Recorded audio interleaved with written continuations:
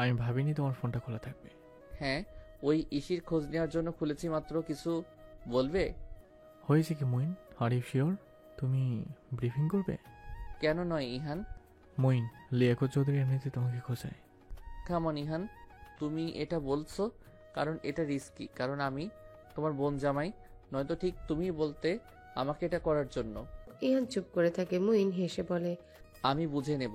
এমনিতেও আমি সবগুলোতে জেলাতে ঘুরে ঘুরে চাকরি করার মনস্থির করে রাখছি। সোজা সাপটা কথাটা বলে মুইন কল কাটলে ইহান কিছুক্ষণ থম মেরে বসে থাকে। মুইনের কথা শুনে আজ হঠাৎ খুব করে একজনের কথা মনে পড়ে গেল ইহানের, তার স্যার, যে ঠিক মুইনের মতো ছিল, নিজের পেশায় বেপরোয়া বড় বাবার পরে ইহান যার জীবনবোধ নির্দ্বিধায় গ্রহণ করত, যাকে ইহান 3 বছরই ভীষণ মান্য করত। হুট করে তীব্র অস্থিরতায় হাঁসফাঁস করে উঠল মনটা। ইহান মাথা থেকে ঝেড়ে ফেলতে অন্য কোথাও মন দিতে চাইল। তাকালো সিসিটিভি মনিটরের দিকে। হুট করে ইহান থমকায়, গেটের বাইরের ফুটেজটা দেখে। আজকেই বার ইহান ফোনে দেখলো আজ সোমবার। হিসেব মিলিয়ে বুঝলো আজ প্রেরণার এখানে থাকার কথা। তবে এই সময় কোথায় যাচ্ছে? পা থেকে মাথা পর্যন্ত দেখলো প্রেরণাকে। ইহান জুম করে দেখলো ফুটেজ। শাড়ির আঁচল দিয়ে বারবার কপালের ঘাম মুছে নিচ্ছে, আর কেমন হাঁসফাঁস করছে। দেখে মনে হলো ভদ্রমহিলার শরীর খারাপ। ইহান জানে। ওকে কিছুক্ষণ দেখে অন্তরকে বলল, ওনাকে গিয়ে জিজ্ঞাসা করে কোনো অসুবিধা আছে কিনা। অন্তর উঠে দাঁড়ানোর আগে ইহান বলল, তুই থাক, আমার নিচে কাজ আছে, আমি যাচ্ছি। ওরা সাংগঠনিক কাজগুলো নিয়ে এলে অফিসে তালা মেরে যাবি।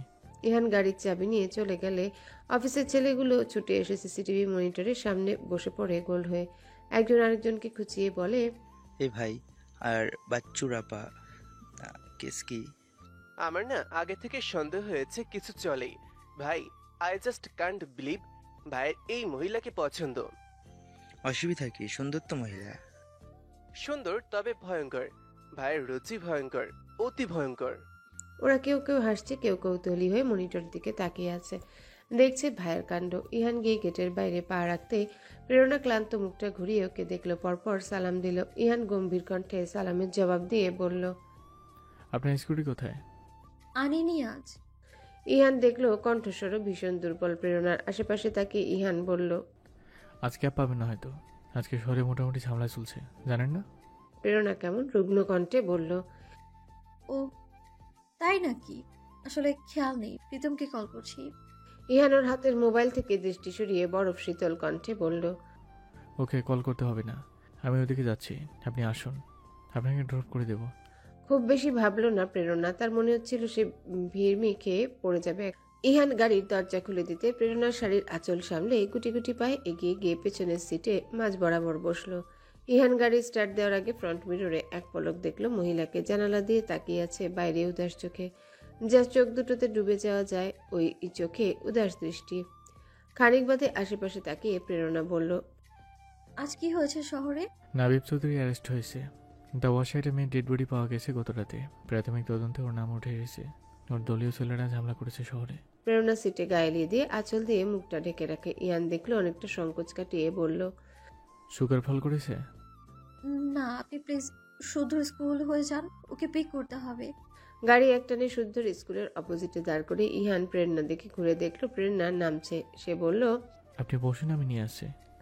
শুদ্ধর স্কুলে ছুটির ঘন্টা বাজছে। গেটের কাছে গুটি গুটি পায়ে শুদ্ধ এগিয়ে আসতে ভিড়ের মধ্যে থেকে ছোঁ মেরে ইহান ছোট্ট মানুষটাকে করে তুলে নেয়। শুধু চমকায়, চোখ বড় বড় করে তাকিয়ে থাকে ইহানের দিকে। ইহান হেসে বলে, হ্যালো, ভয় পেয়েছো? শুদ্ধ মাথা নাড়ে। সে ভয় পায়নি। ইহান ওর কপালে কপাল ঠেকিয়ে আদর দিয়ে বলল, চলো, মামা গাড়িতে আসে। শুদ্ধ বিস্ময় ভাব কাটিয়ে মুখটা হাসি হাসি করলো। ইহান আঙ্কেল তার সব থেকে পছন্দের আঙ্কেল, সে দেখলেই খুশি হয়ে যায়। শুদ্ধকে গাড়িতে বসিয়ে দিয়ে ইহান পাশের একটা ডিপার্টমেন্টাল স্টোর থেকে আইসক্রিম কিনে এনে ওকে দিয়ে ড্রাইভিং সিটে বসলো। গাড়ি চলছে, শুদ্ধ আইসক্রিম খাচ্ছে। প্রেরণা শরীর খারাপ নিয়েও শুদ্ধর ব্যাগ হাতে ওর হোমওয়ার্ক ডায়েরি দেখছে। আর ইহান ফ্রন্ট মিররে দেখছে মা ছেলেকে বারবার। হঠাৎ প্রেরণা কি মনে করে মাথা তুলে তাকাতে দুজনের চোখাচোখি হলো। ইহানের মুখটা থমথমে হলো অস্বস্তিতে। সে এত ছ্যাবলা হয়েছে এটা ভেবে ফর্সা মুখটা মলিন হলো মুহূর্তেই। চোখ নামিয়ে সামনের দিকে তাকায় ইহান। মনে মনে ডিসেন্ট মির্জা নিজেকে কিছু ডিসেন্ট গালিও দেয় এমন কাজের জন্যে। খানিক বাদে প্রেরণা আচমকা বলল, আপনার ভাই শুদ্ধ হয়েছে? প্রশ্নটা শুনে ইহান কিছুক্ষণ চুপ করে থেকে বলল, ও আগাগোড়া ওষুধ ছিল না তো, ব্যাপারটা ছিল ওর রাগ নিয়ে। ও আপাতত দেখছি তো বেশি পরিবর্তন। আই হোপ সো সব ঠিক হবে। প্রেরণার কথা বাড়ায় না। গাড়ি প্রেরণাদের অ্যাপার্টমেন্টের সামনে থামলে ইহান নেমে দরজা খুলে দেয়। তারপর কোলে তুলে নেয় শুদ্ধকে। ধীরে ধীরে প্রেরণার নামে তার কেমন গা গুলাচ্ছে। নেমে গাড়ির দরজায় হাত দিয়ে ভর দিয়ে কয়েক সেকেন্ড দাঁড়িয়ে সামনে পা ফেলতেই মাথাটা চক্কর দিল হঠাৎ। ইহান দ্রুত তার বলিষ্ঠ হাতে খপ করে প্রেরণার ডান হাতটা ধরে সোজা করে দাঁড় করিয়ে দিল। ঘটনার আকস্মিকতায় হতভম্ব প্রেরণা এক ঝটকা ইহানের হাত সরিয়ে পিছিয়ে গিয়ে গাড়িতে ঠেস দিয়ে দাঁড়ায়। হাঁসফাঁস করছে প্রেরণা। ইহান চমকে গিয়ে বিমূঢ় হয়ে চেয়ে রয় ভদ্রমহিলার মুখের দিকে, আবার তাকায় নিজের হাতের দিকে। ঘটনাটা ব্রেনে প্রসেস করতে না করতে তার মাথায় হুট করে এলো মুইনকে বলা সেই কথাটা। এক অসম্ভবের প্রেমে পড়েছি। হয়তো, হয়তো না। আমি না আসলে কনফিউজড। এটা ইনফেকশন হয়তো হতে পারে। আমি সঠিক ব্যাখ্যা খুঁজে না পাওয়া অবধি এগোতে চাই না। হয়তো এগোনো হবেও না কখনো। আসলেই এগুলো হবে না ইহানের। এগুলো যে ঠিক হবে না এটা ভদ্রলোক ইহান তাজওয়ার বুঝতে পেরে এই ভদ্র মহিলা বুঝিয়ে দেয়। কিছুক্ষণ প্রেরণাকে দেখে ইহান পাঞ্জাবির পকেট থেকে ফোনটা বের করে ইনুকে কল করে বলে, মিস জেনিকে নিয়ে একটু নিচে আয়। প্রীতম গিয়েছিল একটা সফটওয়্যার কোম্পানিতে জব ইন্টারভিউ দিতে। ইনু আর মিস জেনি নিচে আসতেই ইহান বলল, ওনাকে ধরে ধরে নিয়ে যা। ইনু চিন্তিত হয়ে ছুটে আসে প্রেরণার কাছে। এসে ওকে ধরে ইহানকে বলল।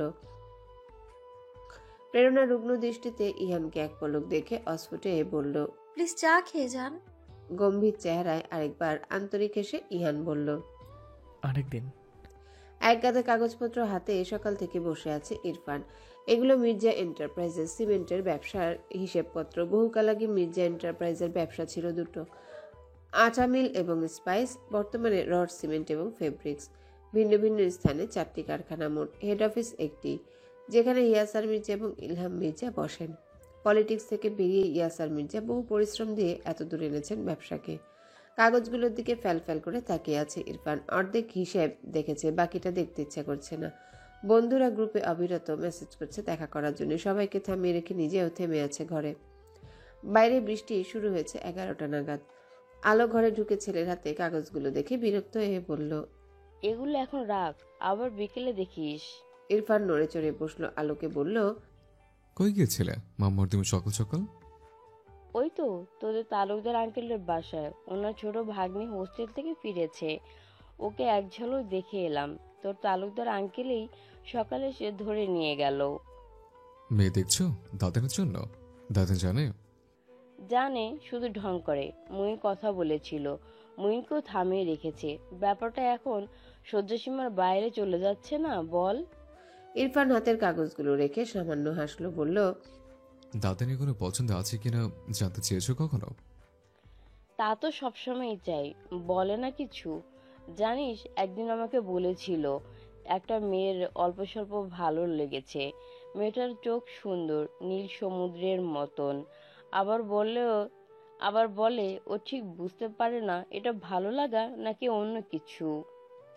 সুন্দর নীল চোখের কথা শুনে প্রেরণাদে বিশিষ্ট জ্ঞানী আপার রাগি রাগি জুতো হাতে নেওয়া মূর্তিটা ভেসে ওঠে ইরফানের। ইরফান চোখ বড় বড় করে উচ্চ শব্দে হেসে ফেলল হঠাৎ। আলো অবাক হয়ে বলল, হাসছিস কেন? তুই জানিস কিছু? নকল হাই তোলার ভান করে ইরফান আর মোড়া ভেঙে বলল, আমি কি করে জানবো যেখানে দাদানি বুঝতে পারছে না? আগে দাদান জানুক, তারপর থেকে আমিও জানবো, তারপর তোমাদের জানাবো। ইরফানের রহস্য করে কথায় বিরক্ত হয় আলো। সে চুপ করে আছে। ইরফান বলল, এত বেড়ায় কেউ না, এত মেয়ে বাছে বাছে করার কিছু নেই। এমনিতে তোমার গুড বয়ের বৈবাহিক কপাল খুব খারাপ দেখতে পাচ্ছে। মানে এমন কথা কেন বলছিস? আলো অবাক হয়ে জানতে চাইল। ইরফান তার স্বভাব সুলভ কিছুক্ষণ এসে ফাজলামি সুরে গান ধরল। কারণ ভালো ছেলেদের কপালে ভালো মেয়ে জোটে না। আলো হেসে ফেলল হঠাৎ। হাসতে হাসতে চোখের কোণে বানিয়ে এসে যায়। হাসি থামিয়ে বলে, একটা গান শোনা বাবা। অবাক হলো ইরফান। বলল, গান শুনবো তুমি আমার? হ্যাঁ তো, তোর মায়ের সাথে ঝগড়া করে ছোটবেলা তোকে গান শিখিয়েছি কি শুধু শুধু? বলেই উঠে দাঁড়ায় আলো। পরীকে ডেকে আনে। পরী আজ চেম্বারে যায়নি, শরীরটা খারাপ বিধায়। দুই যা মিলে গুছিয়ে বসলো ছেলের গান শুনতে। বাইরে ঝমঝমে বৃষ্টি শুরু হয়েছে। ঋতু নিচে ব্যস্ত ইলিশ পোলাও করতে। ইরফান গিটারটা নিয়ে এসে ভদ্রমতন বড় মা ছোট মায়ের সামনে বসে পড়ল। কিছু মুহূর্ত পরে এক অন্যরকম ইরফান হয়ে ইরফান দু চোখ বন্ধ করে নিয়ে গান ধরল। তুমি আর আমি আর কেউ না, এমন একটা যদি পৃথিবী হয়, মিলনের সুখে ভরে যাইব, যেখানে আছে শুধু সুখ আর সুখ, সেই সুখ আমাকে দিও, জেনে নিও তুমি আমার প্রাণের চেয়ে প্রিয়, তুমি আমার প্রাণের চেয়ে প্রিয়। আলো আর পরি দেখছিল চোখ বন্ধ করে গান গাইতে থাকা উগ্র ছেলেটাকে। কণ্ঠে যার এত সুর, গান শেষ হবার সাথে সাথেই আলো বলে উঠল, তুই রবীন্দ্রসঙ্গীত কবে থেকে ট্রাই করছিস? তোর তো গাইতে ভালো লাগতো না। হাসলো ইরফান সামান্য, বলল, মাঝে মাঝে করা হয়, ভালোই লাগে এখন। তুই এটার আর একটু তালিম নিতে পারিস, দারুণ হবে বাবা। ঋতু রান্না সেরে উঠে দোতলা এসে ইরফান এর ঘরে ঢুকে বলল, প্রিয়াছিস, একটু ইসির অ্যাপার্টমেন্টে যাবি? ওদের জন্য ইলিশ পোলাও বক্স ভরে দিতাম। ইরফান মাথা নেড়ে ভদ্র ছেলের মতো উঠে দাঁড়ায়। টি শার্ট খুলে একটা শার্ট চাপিয়ে বোতামগুলো সুন্দর করে লাগিয়ে নিয়ে চুলটা ঠিক করে নেয়। পুরো দস্তুর গুড বয়ের ভং ধরে লম্বা কদমে নিচে নামতে দেখে মোট দুটো বড় বড় বক্স। ইরফান একটা তুলে নিয়ে আরেকটার দিকে তাকিয়ে মাকে বলল, এটা কার? ওটা ইনুদের জন্য।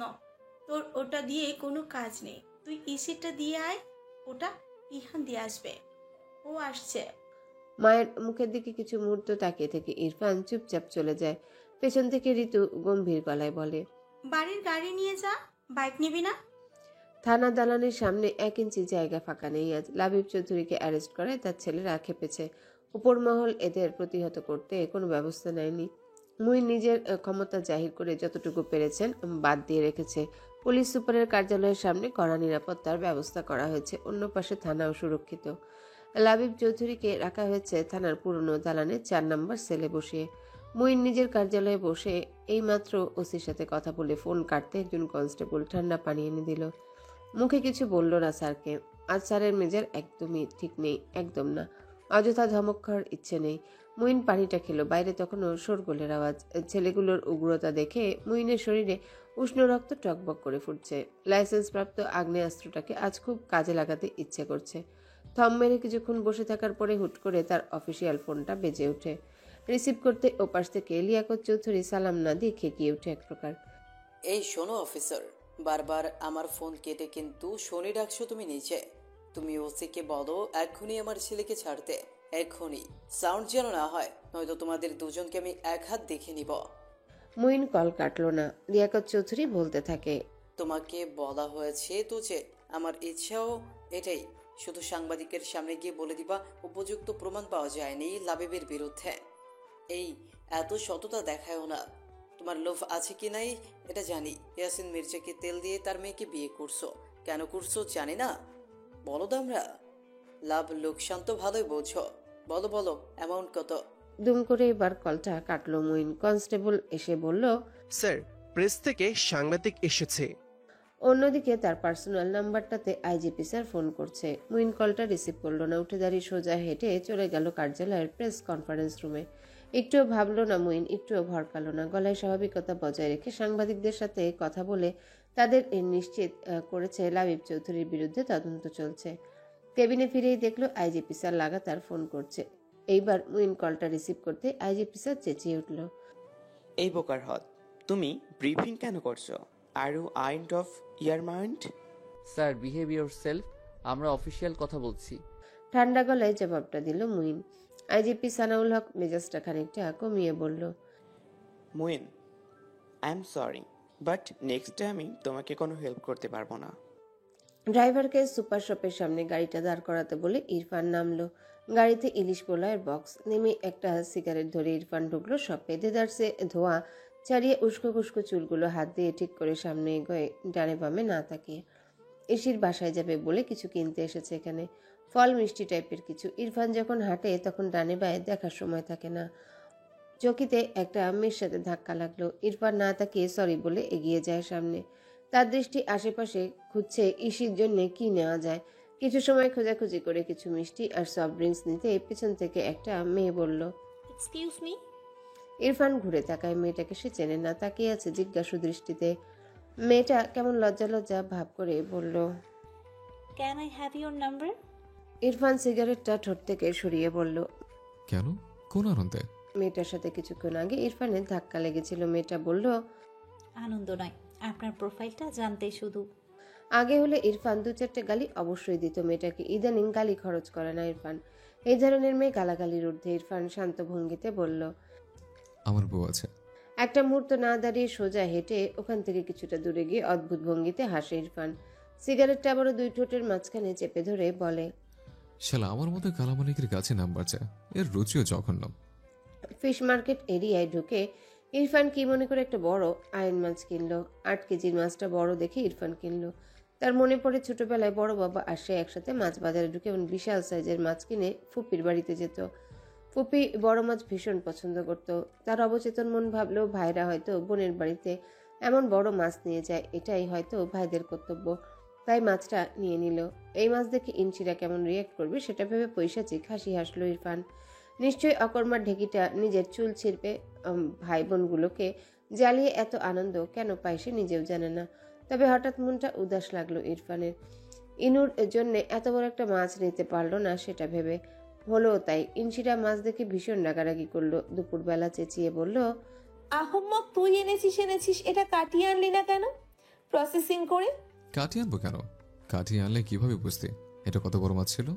সোফায় গা এলিয়ে দিয়ে ইরফান বলল। ইনশিরা কপাল চাপড়াচ্ছে। ইরফান বোকার মতো ওর দিকে কিছুক্ষণ তাকিয়ে থেকে বলে, ঠিক আছে, মাথা ঠান্ডা কর। আমি গেলাম আর এলাম, এটাকে কাটিয়ে। মাথা ঠান্ডা কর ছোট ভাই। হ্যালো বন্ধুরা, পরবর্তী পার্ট খুব তাড়াতাড়ি আসবে, তো সবাই অপেক্ষায় থাকো। আর চ্যানেলটি যারা এখনো সাবস্ক্রাইব করোনি তারা পরবর্তী পার্ট দেখার জন্য চ্যানেলটি সাবস্ক্রাইব করে রেখো। ধন্যবাদ সবাইকে, আমাদের সাথেই থেকো।